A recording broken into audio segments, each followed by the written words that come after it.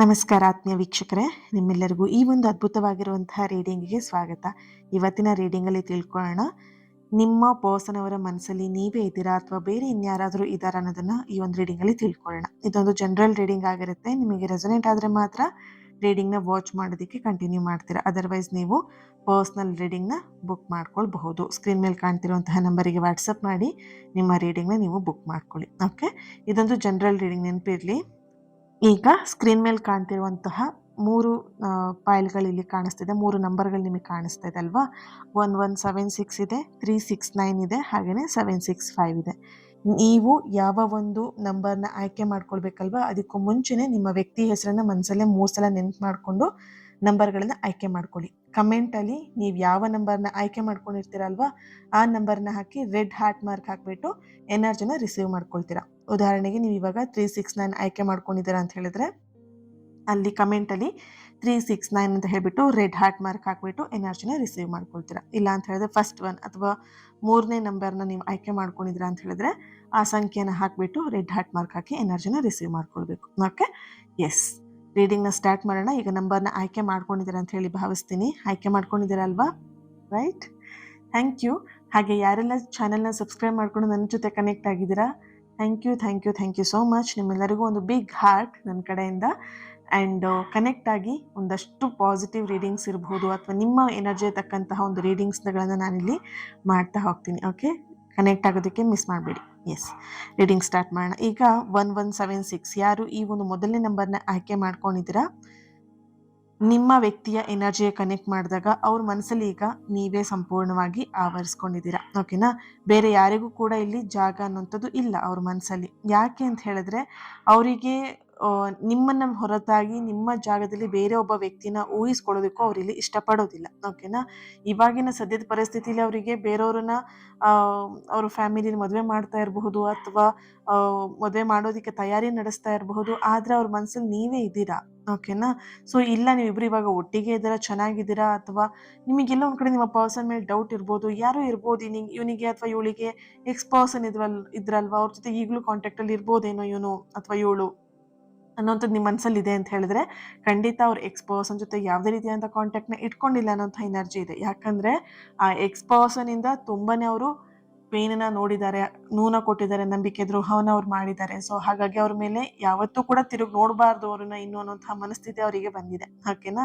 So ಅವರ ಮನಸ್ಸಲ್ಲಿ ಸಂಪೂರ್ಣವಾಗಿ ನೀವೇ ಇದ್ದೀರಾ, ಬೇರೆ ಯಾರಿಗೂ ಅಲ್ಲಿ ಜಾಗ ಇಲ್ಲ ಅನ್ನೋಂಥದ್ದು ಮೊದಲನೇದಾಗಿ ಬರ್ತಿರುವಂತಹ ಒಂದು ಎನರ್ಜಿ ಆಗಿದೆ. ಹಾಗೆ ಇಲ್ಲಿ ಎಲ್ಲೋ ಒಂದು ಕಡೆ ಇನ್ನೊಂದು ಎನರ್ಜಿ ಬರ್ತಿರುವಂಥದ್ದು, ನಿಮ್ಮ ಜೊತೆ ಕಳೆದಂತಹ ಒಂದಷ್ಟು ಕ್ಷಣಗಳನ್ನ ಅಥವಾ ಮಾತುಗಳನ್ನ ಅವ್ರ ಮನಸ್ಸಲ್ಲಿ ಮತ್ತೆ ಮತ್ತೆ ಪುನರಾವರ್ತನೆ ಮಾಡ್ಕೊಳ್ತಿರುವಂಥದ್ದು, ನೆನಪು ಮಾಡ್ಕೊಳ್ತಾ ಇರುವಂಥದ್ದು. ಇಲ್ಲಿ ಯಾಕೆ ಈ ಎನರ್ಜಿ ಬರ್ತಿದೆ ಅಂತ ಹೇಳಿದ್ರೆ, ನೀವಿಬ್ರು ಸಪ್ರೇಷನಲ್ಲಿ ಇರ್ಬೋದು. ಒಂದು 15 ಡೇಸ್ ಬ್ಯಾಕ್ ಯಾವುದೋ ಒಂದು ಸಣ್ಣ ವಿಷಯಕ್ಕೆ ಮನಸ್ತಾಪ ಮಾಡ್ಕೊಂಡು ಇಬ್ರು ದೂರ ಆಗಿದ್ದೀರಾ, ಅಥವಾ ಮಾತುಕತೆ ಇಲ್ಲ, ಸೈಲೆಂಟ್ ಆಗಿಬಿಟ್ಟಿದ್ದೀರಾ ಅಂತ ಹೇಳಿದ್ರೆ ಅವ್ರಿಗೆ ನಿಮ್ಮ ಜೊತೆ ಕಳೆದಂತಹ ಒಂದಷ್ಟು ಮಧುರ ಕ್ಷಣಗಳನ್ನ, ಖುಷಿ ಕ್ಷಣಗಳನ್ನ ಅವ್ರು ಇಲ್ಲಿ ನೆನಪು ಮಾಡ್ಕೊಳ್ತಾ ಇದ್ದಾರೆ. ನಿಮ್ಮ ಮಾತುಗಳನ್ನ ನೆನಪು ಮಾಡ್ಕೊಳ್ತಿರುವಂತಹ ಒಂದು ಎನರ್ಜಿ ಇದೆ ಇಲ್ಲಿ.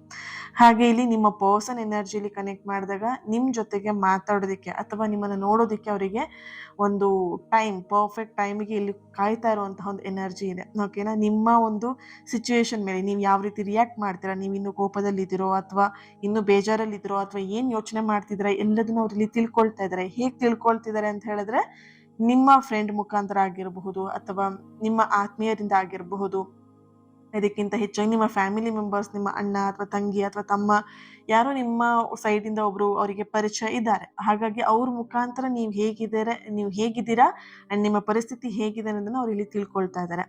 ಆದಷ್ಟು ಬೇಗ ಅವರಿಲ್ಲಿ ನಿಮ್ಮನ್ನು ಕಾಂಟ್ಯಾಕ್ಟ್ ಮಾಡ್ತಾರೆ, ಮಾತಾಡ್ತಾರೆ ಕೂಡ. ಮಾತಾಡೋದಕ್ಕೆ ಅವರೆಲ್ಲ ಒಂದು ಕಡೆ ಸ್ವಲ್ಪ ಸರಿಯಾಗಿರುವಂಥ ಸಮಯಕ್ಕೋಸ್ಕರ ಕಾಯ್ತಾ ಇದ್ದಾರೆ ಅನ್ನೋಂಥ ಒಂದು ಎನರ್ಜಿ ಇದೆ. ಹಾಗೆ ಇನ್ನೊಂದು ಎನರ್ಜಿ ಬರ್ತಿರುವಂಥದ್ದು, ಭವಿಷ್ಯದ ಕನಸನ್ನು ಅವ್ರು ಇಲ್ಲಿ ನೋಡ್ತಾ ಇದ್ದಾರೆ. ಭವಿಷ್ಯದ ಕನಸು ಅಂತ ಹೇಳಿದಾಗ ನಿಮ್ಮಿಬ್ಬರ ಮುಂದಿನ ಜೀವನ ಅಥವಾ ಸಂಬಂಧದ ಬಗ್ಗೆ ಅವರು ಗಂಭೀರವಾಗಿ ಯೋಚನೆನ ಮಾಡ್ತಿರೋಂತಹ ಒಂದು ಎನರ್ಜಿ ಇದೆ. ಇಲ್ಲಿ ನೀವು ಅನ್ಕೊಂಡಿದ್ದೀರಾ ಈ ವ್ಯಕ್ತಿ ಎಲ್ಲೋ ಒಂದು ಕಡೆ ಎಕ್ಸ್ ಪರ್ಸನ್ ಬಗ್ಗೆ ಯೋಚನೆ ಮಾಡ್ತಿದ್ದಾರೆ, ಇವರಿನ್ನು ಮದುವೆ ವಿಷಯದಲ್ಲ ಕಮಿಟ್ಮೆಂಟ್ ಕೊಡಲ್ಲ, ಈ ಥರ ನೀವು ಇಲ್ಲಿ ಯೋಚನೆ ಮಾಡ್ತಾ ಇದ್ರೆ ಖಂಡಿತ ಅವರು ಇಲ್ಲಿ ನಿಮಗೆ ಮದುವೆ ವಿಷಯ ಆಗಿರ್ಬಹುದು, ಯಾವುದೇ ವಿಷಯದಲ್ಲಿ ನಿಮಗೆ ಕಮಿಟ್ಮೆಂಟ್ ಕೊಡ್ಬೇಕಂತ ಇದ್ದಾರೆ. ಆದ್ರೆ ಎಲ್ಲೋ ಒಂದ್ ಸ್ವಲ್ಪ ಅವರಿಗೆ ಸಣ್ಣ ಗೊಂದಲ ಇದೆ. ಕೆಲವೊಂದ್ಸಲ ಅವ್ರ ಭಾವನೆ ಮೇಲೆ ಅವರಿಗೇ ಡೌಟ್ ಬರುತ್ತೆ. ಹೌದಾ, ನಾನು ಈ ವ್ಯಕ್ತಿನ ಮುಂದೆ ಚೆನ್ನಾಗಿ ನೋಡ್ಕೊಳ್ತೀನಾ? ಅಥವಾ ಈ ಒಂದು ಪ್ರೀತಿಯಲ್ಲಿ ಏನಾದ್ರೂ ಪ್ರಾಬ್ಲಮ್ಸ್‌ಗಳು ಬಂದ್ಬಿಡತ್ತಾ? ಫ್ಯಾಮಿಲಿಯಿಂದ ಏನಾದ್ರು ಪ್ರಾಬ್ಲಮ್ಸ್ ಬಂದ್ಬಿಡತ್ತಾ? ಬೇರೆಯವರಿಂದ ಯಾರಾದ್ರದ್ದು ಪ್ರಾಬ್ಲಮ್ ಬರತ್ತಾ? ಈ ಥರದ್ದೆಲ್ಲ ಸ್ವಲ್ಪ ಗೊಂದಲ, ಭಯ ಅವರಲ್ಲಿ ಇದೆ. ಹಾಗಾಗಿ ಅವ್ರು ಏನ್ ಮಾಡ್ತಿದ್ದಾರೆ, ಮದ್ವೆ ಅಂತ ಬಂದಾಗ ಸ್ವಲ್ಪ ಟಾಪಿಕ್‌ನ ಚೇಂಜ್ ಮಾಡ್ತಾರೆ. ಇವಾಗ ಯಾಕೆ? ಮುಂದೆ ಮಾತಾಡೋಣ ಅಲ್ವಾ? ಇವಾಗ್ಲೇ ಯಾಕೆ ಅರ್ಜೆಂಟ್ ನಿನಗೆ ಮದ್ವೆದು? ಈ ಥರದ್ದೆಲ್ಲ ಸ್ವಲ್ಪ ಮಾತು ಬದಲಾಯಿಸುವಂತ ಕೆಲಸ ಮಾಡ್ತಾರೆ. ಇದಕ್ಕೆ ಕಾರಣ ಇಷ್ಟೇನೆ, ಅವ್ರಿಗೆ ಸ್ವಲ್ಪ ಗೊಂದಲ ಇದೆ, ಜೊತೆಯಲ್ಲಿ ಭಯ ಕೂಡ ಇದೆ. ಓಕೆನಾ? ಅವ್ರ ಭಾವನೆನ ಎಲ್ಲೊಂದ್ ಕಡೆ ನಿಮ್ಮ ಹತ್ರ ವ್ಯಕ್ತಪಡಿಸಕ್ಕೂ ಸ್ವಲ್ಪ ಹಿಂಜರಿತಾ ಇರ್ಬೋದು ಕೆಲವೊಬ್ರು. ನೀವಿಬ್ರು ಇವಾಗ ಪ್ರೀತಿ ಮಾಡ್ತಿರಬಹುದು, ಒಟ್ಟಿಗೆ ಇರಬಹುದು. ಆದ್ರೂ ಅವರು ಹೆಚ್ಚಾಗಿ ಅವ್ರ ಫೀಲಿಂಗ್ಸ್‌ನ ನಿಮ್ಮ ಹತ್ರ ಶೇರ್ ಮಾಡ್ಕೊಳ್ಳೋದು ಎಲ್ಲ ಹೈಡ್ ಮಾಡ್ತಾರೆ. ನಿಮ್ಮಿಬ್ರ ಮಧ್ಯೆ ಹೆಚ್ಚಾಗಿ ಜಗಳ ಬರೋದು ಇದೇ ಕಾರಣಕ್ಕೆ ಅಂತ ಕಾಣಿಸ್ತಿದೆ ಇಲ್ಲಿ. ನೀನೇನು ಹೇಳ್ಕೊಳಲ್ಲ, ನಿನ್ ಮನಸ್ಸಲ್ಲಿ ಪ್ರೀತಿ ಇದೆಯೋ ಇಲ್ವೋ ಏನು ಅಂತಾನೆ ಹೇಳಲ್ಲ ಅನ್ನೋಂಥ ವಿಷಯದಲ್ಲಿ ನಿಮ್ಮಿಬ್ರ ಮಧ್ಯೆ ಜಗಳಗಳು ಬರುವಂಥದ್ದು ಹೆಚ್ಚಾಗಿ ಕಾಣಿಸ್ತಾ ಇದೆ. ಅಂಡ್ ಯಾರಾದ್ರೂ ನೀವಿಲ್ಲಿ ಹಸ್ಬೆಂಡ್ ವೈಫ್ ಇದ್ದೀರಾ, ಅಥವಾ ಮದುವೆ ಆಗಿ ರೀಸೆಂಟಾಗಿ 1 ವರ್ಷ ಮದುವೆ ಆಗಿರಬಹುದು, ಅಥವಾ 2 ಇಯರ್ಸ್ ಆಗಿರಬಹುದು ಮದುವೆ ಆಗಿ. ಓಕೆನಾ? ಸೊ ನೀವಿಲ್ಲಿ ಎಲ್ಲಾದ್ರೂ ಒಂದ್ ಕಡೆ ಮನಸ್ತಾಪ ಮಾಡ್ಕೊಂಡು ದೂರ ಆಗಿದ್ದೀರಾ ಅಂತ ಹೇಳಿದ್ರೆ, ಅವರಲ್ಲಿ ಎಲ್ಲೋ ಒಂದ್ ಕಡೆ ಸ್ವಲ್ಪ ಭಾವನೆಗಳ ವಿಷಯದಲ್ಲಿ, ಅಂದ್ರೆ ಅವ್ರ ಮನಸ್ಸಲ್ಲಿರುವಂತ ಭಾವನೆಗಳನ್ನ ಹೇಳ್ಕೊಳ್ಳೋದಕ್ಕೆ ಕೆಲವೊಂದ್ ಕಡೆ ಹಿಂಜರಿತಾ ಇದ್ದಾರೆ. ಅವ್ರಿಗೆ ನೀವು ಬೇಕು, ಬಟ್ ಆದ್ರೂ ಕೂಡ ಅವ್ರ ಮನಸ್ಸಲ್ಲಿ ಅಷ್ಟೊಂದು ಆ ಓಪನ್ ಆಗಿ ಹೇಳುವಂಥದ್ದು, ಹೌದು ನನಗೆ ನೀನ್ ಬೇಕು ಅನ್ನೋವಂಥದ್ದು, ಆ ಥರದ್ದೆಲ್ಲ ಸ್ವಲ್ಪ ಅವರು ಹೇಳ್ಕೊಳ್ಳೋದಿಕ್ಕೆ ಹಿಂಜರಿತಾರೆ ಅನ್ನೋಂಥ ಒಂದು ಎನರ್ಜಿ ಇದೆ. ಅಂಡ್ ಇಲ್ಲಿ ಇನ್ನೊಂದು ಎನರ್ಜಿ ಬರ್ತಿರುವಂಥದ್ದು, ನಿಮ್ಮ ಒಂದು ವ್ಯಕ್ತಿತ್ವ ಆಗಿರ್ಬೋದು, ನಿಮ್ಮ ಗುಣ ಆಗಿರ್ಬೋದು, ಅವರಿಗೆ ಅತಿಯಾಗಿ ಅಟ್ರಾಕ್ಟ್ ಆಗಿರುವಂಥದ್ದು. ನಿಮ್ಗಿಂತ ನಿಮ್ಮ ವ್ಯಕ್ತಿತ್ವ, ನಿಮ್ಮ ಗುಣ ಅವ್ರಿಗೆ ತುಂಬಾ ಇಷ್ಟ ಆಗಿದೆ. ಇಲ್ಲಿ ಹೆಚ್ಚಾಗಿ ಹೇಗೆ ಅಂತ ಹೇಳಿದ್ರೆ, ನೀವು ತುಂಬಾ ಜನಕ್ಕೆ ಹೆಲ್ಪ್ ಮಾಡಬಹುದು, ಅಥವಾ ಕಷ್ಟ ಅಂತ ಹೇಳಿದಾಗ ನೀವು ಅವ್ರಿಗೆ ಸಹಾಯ ಮಾಡುವಂತಹ ಗುಣ ಆಗಿರಬಹುದು, ಅವ್ರಿಗೆ ತುಂಬಾ ಇಷ್ಟ. ಓಕೆನಾ? ನೀವು ಅವ್ರನ್ನ ನೋಡ್ಕೊಳ್ಳುವಂಥ ರೀತಿ ಆಗಿರ್ಬೋದು, ಅದು ಅವ್ರಿಗೆ ತುಂಬಾ ಇಷ್ಟ. ಸೊ ಎಲ್ಲೋ ಒಂದ್ ಕಡೆ ನಿಮ್ಮ ಗುಣ, ನಿಮ್ಮ ವ್ಯಕ್ತಿತ್ವ ಅವ್ರನ್ನ ತುಂಬಾ ಆಕರ್ಷಿಸಿದೆ, ಅಟ್ರಾಕ್ಟ್ ಮಾಡಿದೆ.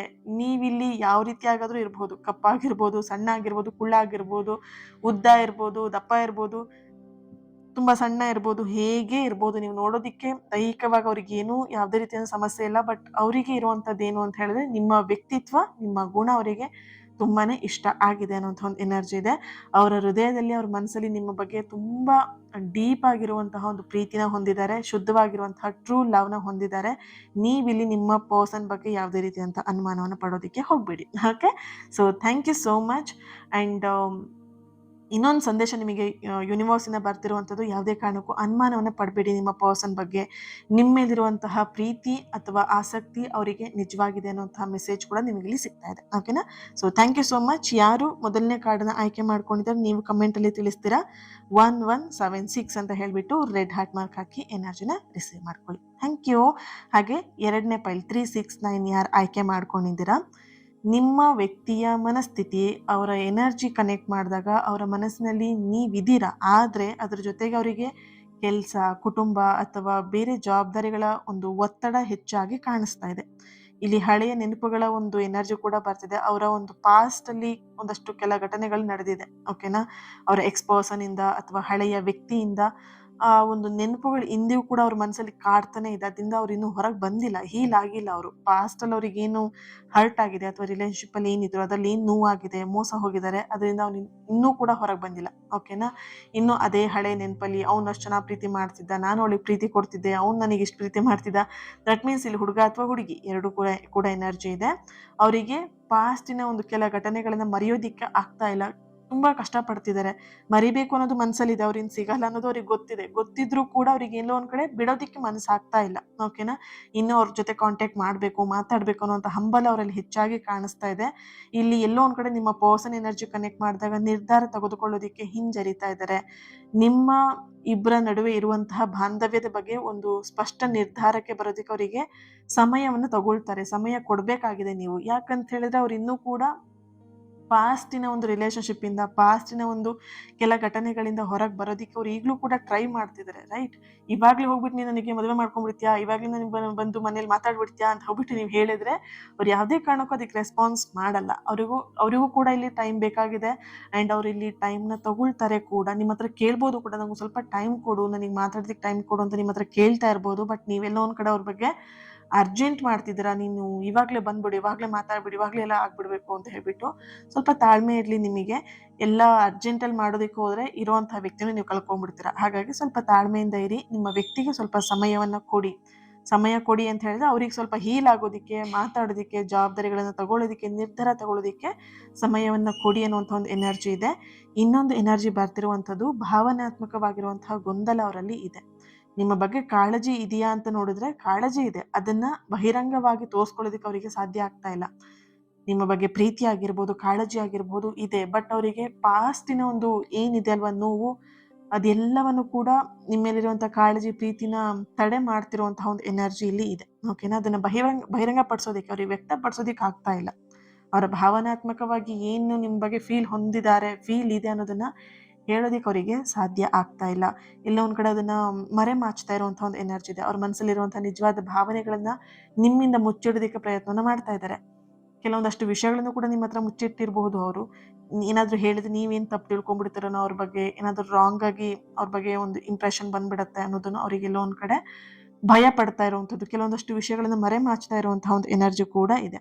ಅದ್ರ ಜೊತೆಯಲ್ಲಿ ಇನ್ನೊಂದು ಎನರ್ಜಿ, ಅವರ ಪ್ರಸ್ತುತ ಒಂದು ಎನರ್ಜಿ ನೋಡಿದಾಗ ಇಲ್ಲಿ ಪ್ರೀತಿಗಿಂತ ಹೆಚ್ಚಾಗಿ ವೃತ್ತಿ ಜೀವನ ಅಥವಾ ಹಣಕಾಸಿನ ಪರಿಸ್ಥಿತಿ ಮೇಲೆ ಅವ್ರ ಹೆಚ್ಚಿನ ಗಮನ ಕಾಣಿಸ್ತಾ ಇದೆ. ಇವಾಗಿನ ಪರಿಸ್ಥಿತಿಯಲ್ಲಿ ಅವ್ರ ಮನಸ್ಸಲ್ಲಿ ನೀವು ಇರೋದಕ್ಕಿಂತ ಹೆಚ್ಚಾಗಿ ಅವ್ರ ಎಕ್ಸ್ ಪರ್ಸನ್ ಇರುವಂಥದ್ದು, ಹಳೆಯ ನೋವುಗಳಿರುವಂಥದ್ದು, ಅವ್ರ ಕೆಲಸ ಇರುವಂಥದ್ದು, ವೃತ್ತಿ ಜೀವನ ಇರುವಂಥದ್ದು, ಹಣಕಾಸಿನ ವಿಷಯ ಇರುವಂಥದ್ದು, ಕುಟುಂಬ ಇರುವಂಥದ್ದು ಹೆಚ್ಚಾಗಿ ಇಲ್ಲಿ ಕಾಣಿಸ್ತಿದೆ. ನಿಮ್ಗಿಂತ ಹೆಚ್ಚಾಗಿ ಈ ಎಲ್ಲ ವಿಷಯಗಳು ಅವ್ರ ಮನಸ್ಸಲ್ಲಿ ನಡೆದಾಡ್ತಾ ಇದೆ. ಓಕೆ, ಆ್ಯಂಡ್ ಇಲ್ಲಿ ಯೂನಿವರ್ಸಿಂದ ನಿಮಗೆ ಬರ್ತಿರುವಂಥ ಸಂದೇಶ ಏನು ಅಂತ ಹೇಳಿದ್ರೆ, ತಾಳ್ಮೆಯಿಂದ ಇರಿ. ಅವರಿಗೆ ಅವರ ಒಂದು ಭಾವನೆನ ಅರ್ಥ ಮಾಡ್ಕೊಳ್ಳೋದಕ್ಕೆ ಸ್ವಲ್ಪ ಅವರಿಗೆ ಟೈಮ್ನ ಕೊಡಿ. ಅವ್ರ ಭಾವನೆನ ಅವರೇ ಅರ್ಥ ಮಾಡ್ಕೊಳ್ಬೇಕು. ಇಲ್ಲಿ ನೀವು ಅನ್ಕೊಳ್ತಿದ್ರ ನನ್ನ ಫೀಲಿಂಗ್ಸ್ನ ಅರ್ಥ ಮಾಡ್ಕೊ, ನಿನಗೆ ಯಾವಾಗ ಅರ್ಥ ಆಗುತ್ತೆ ಅಂತ ಹೇಳಿ ಕಿರ್ಚಾಡ್ಬೋದು.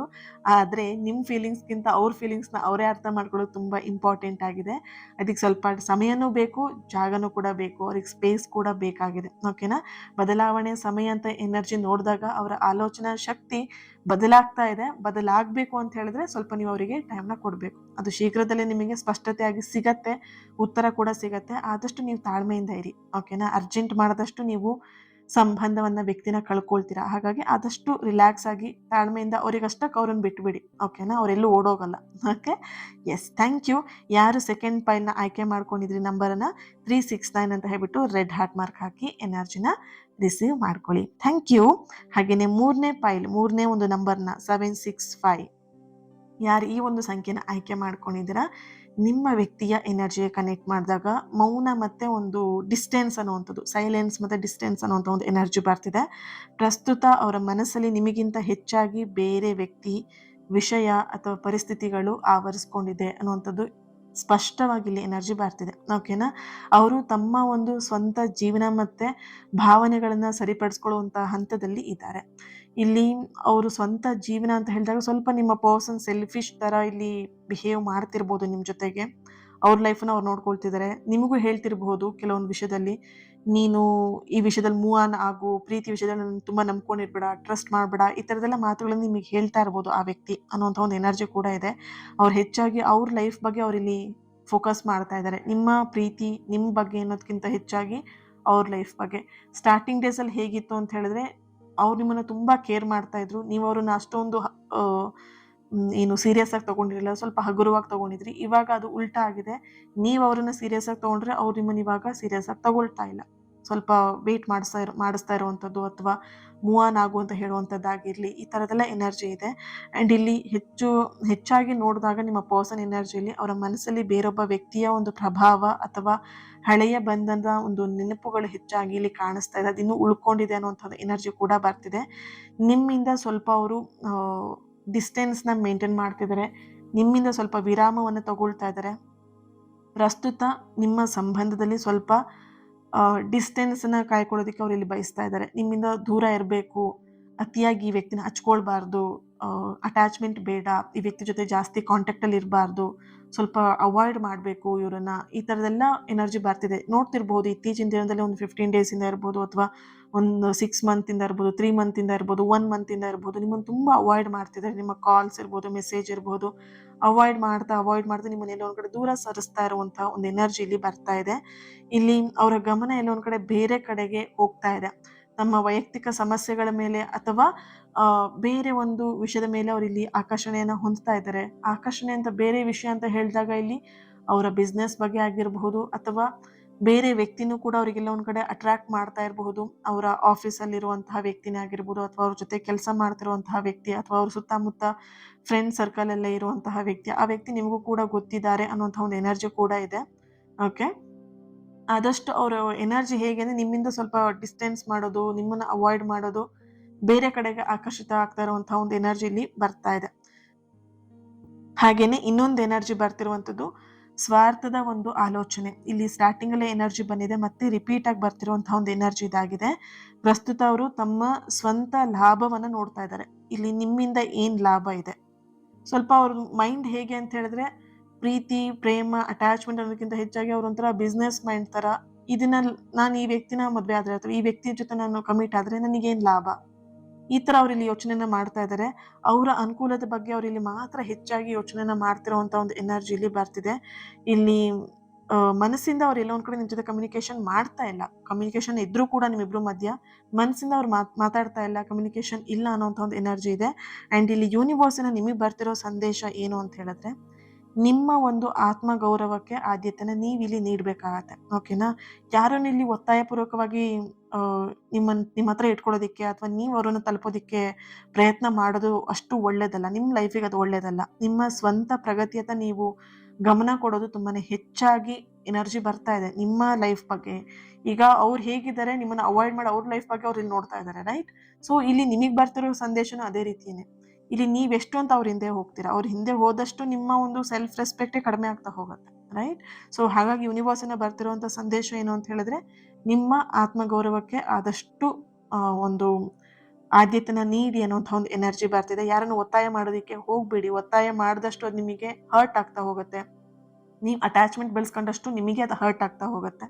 ಸೊ ಹಾಗಾಗಿ ಯೂನಿವರ್ಸಿನ ಬರ್ತಿರುವಂಥದ್ದು ಬೇರೆ ಕಡೆ ನೀವು ಗಮನ ಕೊಡೋದಕ್ಕಿಂತ ಹೆಚ್ಚಾಗಿ ನಿಮ್ಮ ಬಗ್ಗೆ ನೀವು ಗಮನವನ್ನ ಕೊಡಿ ಅನ್ನುವಂಥ ಒಂದು ಎನರ್ಜಿಲಿ ಬರ್ತಾ ಇದೆ. Okay, so thank you so much. ಯಾರು ಲಾಸ್ಟ್ ನಂಬರ್ನ ಆಯ್ಕೆ ಮಾಡ್ಕೊಂಡಿದ್ರಿ, 3ನೇ ಪೈಲ್ 765 ಅಂತ ಹೇಳ್ಬಿಟ್ಟು ರೆಡ್ ಹಾರ್ಟ್ ಮಾರ್ಕ್ ಹಾಕಿ ಕಮೆಂಟ್ ಮಾಡಿ ಎನರ್ಜಿನ ರಿಸೀವ್ ಮಾಡ್ಕೊಳ್ಳಿ. Thank you so much. ಈ ಒಂದು ರೀಡಿಂಗ್ ನಿಮಗೆ ಕನೆಕ್ಟ್ ಆಗಿದೆ, ರೆಸೊನೇಟ್ ಆಗಿದೆ ಅಂತ ಹೇಳಿ ಭಾವಿಸ್ತೀನಿ. ಹಾಗೆ ಇವತ್ತಿನ ದಿನ ಯಾರು ಬರ್ತ್ಡೇ ಆನಿವರ್ಸರಿನ ಸೆಲೆಬ್ರೇಟ್ ಮಾಡ್ಕೊಳ್ತಿದ್ದೀರಾ, ನಿಮ್ಗೆಲ್ಲರಿಗೂ ಕೂಡ ಒಳ್ಳೇದಾಗ್ಲಿ. ನಿಮ್ಮ ಸಕಾರಾತ್ಮಕವಾಗಿರುವಂಥ ಎಲ್ಲ ಆಸೆ ಕನಸುಗಳು ಆದಷ್ಟು ಬೇಗ ನೆರವೇರಲಿ ಅಂತ ಹೇಳಿ ಬ್ಲೆಸ್ ಮಾಡ್ತಾ, ಹೀಲ್ ಮಾಡ್ತಾ ಇನ್ನೊಂದು ರೀಡಿಂಗಲ್ಲಿ ನಾನು ಸಿಗ್ತೀನಿ. ಅಲ್ಲಿವರೆಗೆ ಟೇಕ್ ಕೇರ್. ಆ್ಯಂಡ್ ಚಾನಲ್ನ ಸಬ್ಸ್ಕ್ರೈಬ್ ಮಾಡಿಕೊಂಡು ನನ್ನ ಜೊತೆ ಕನೆಕ್ಟ್ ಆಗಿ. ಆ್ಯಂಡ್ ಇನ್ನೊಂದು ಚಾನಲಲ್ಲೂ ಕೂಡ ರೀಡಿಂಗ್ಸ್ ಬರ್ತಾ ಇರುತ್ತೆ, ಅಲ್ಲೂ ಕೂಡ ನೀವು ಫಾಲೋ ಮಾಡ್ಬೋದು. ಆ್ಯಂಡ್ ಲೈಕ್ ಮಾಡಿ, ಈ ವಿಡಿಯೋನ ಯಾರ ಹತ್ರ ಶೇರ್ ಮಾಡ್ಕೊಳ್ಬೇಕಂತ ಅನ್ಸುತ್ತೆ ಶೇರ್ ಮಾಡ್ಕೊಳ್ಳಿ. Thank you so much. ಇನ್ನೊಂದು ರೀಡಿಂಗಲ್ಲಿ ನಾನು ಸಿಗ್ತೀನಿ. God bless you all.